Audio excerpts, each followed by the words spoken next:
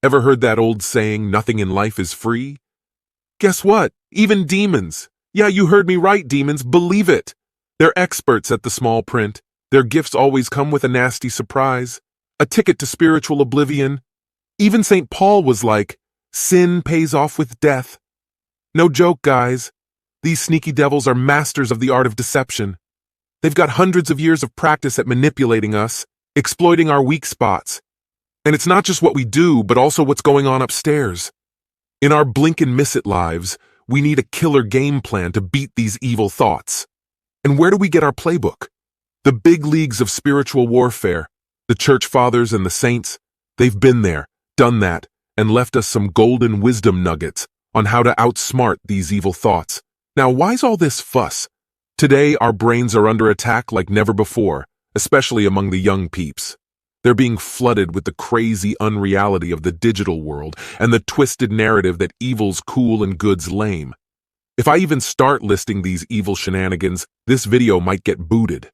We're swimming in a sea of evil thoughts and lies. We're getting hammered left, right, and center, whether it's on the radio, TV, or even your favorite jams. So what's the secret strategy the church OGs recommend? What clever tricks did the saintly squad leave us? First off, pray. But not just mumbling words, prayers dripping with humility.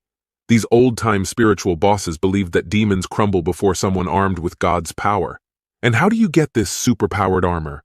By bowing before God, admitting we're not all that. God's power is like infinity times infinity, and we need to stick to Him like glue. Humility's the key to unlock His unlimited strength.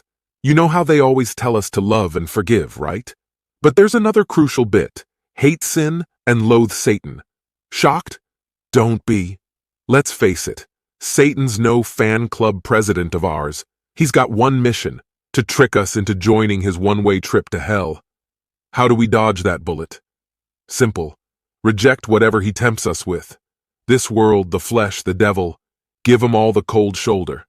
Those ladies of Babylon in the Psalms, those are your evil thoughts. Cut them off before they take root.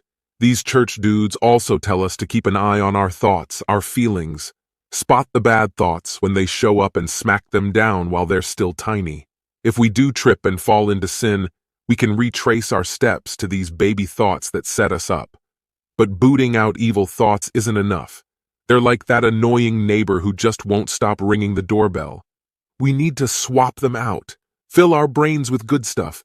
Prayer, scripture, stories of saints being thankful to God. Remember, when those evil thoughts start crashing your mental party, you've got backup. Angels and saints are cheering for you. Keep your cool, 'cause good always wins. Let's cut to the chase, folks. When evil thoughts come knocking, slam that door shut. Reject them on the spot. Sounds tough, right?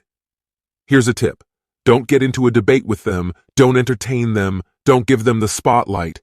Treat them like pesky flies at your epic summer BBQ. Would you roll out the red carpet for the flies? Heck no, you'd swat them away. Show these evil thoughts the same courtesy. Sweep them away with the firm broom of determination. Here's where it gets tricky. These nasty thoughts can be stubborn. They pop up when you least expect it, catch you off guard. But even then, don't tussle with them. Don't let them start a tug of war in your head. The moment you start fighting, you give them a power-up. Remember, they're just thoughts. They can't do jack unless you play along. Think of them as uninvited party crashers trying to mess up the chill vibes in your head. Don't let them. Don't let them enjoy your misery. I know it feels like you're wrestling a T-Rex sometimes, but trust me, these thoughts are more like shadows. Ignore them and they fade away. You know that martial art Aikido? They teach you to redirect your opponent's energy, not to go head-to-head. Same goes for these nagging thoughts. Don't fight them directly, just redirect, brush off, and keep your chill intact. Keep your mind dojo clean and don't waste time sparring with these unworthy chumps. They're powerless over you unless you hand them an invite. Why invite a party pooper, right? The bottom line, stay sharp, stay on point. Why, you ask? Here's the deal. The big guy upstairs, God, he's got his eyes on us. He's our heavenly CCTV that never goes offline. Our lives are like a cosmic reality show, and we're the contestants. God's watching every move we make, from the tiniest butterfly wing flutter to the grandest cosmic fireworks. He's got 20/20 vision on it all. And the final truth bomb? He's going to judge us all. Sounds harsh, but hold up. It's not a courtroom drama, it's about facing the truth about ourselves. And guess what? God's not just looking at what we do. He's going deep, like submarine deep, right into our hearts. He sees every nook and cranny of our souls, even the parts we're scared to look at. God's got a flashlight that shines into every hidden corner, every secret stash, every buried desire. He's got the full scoop. So it's super important that we stay awake, stay focused. Our souls are like an open book to God. The real kicker is, are we ready for Him to read our life story?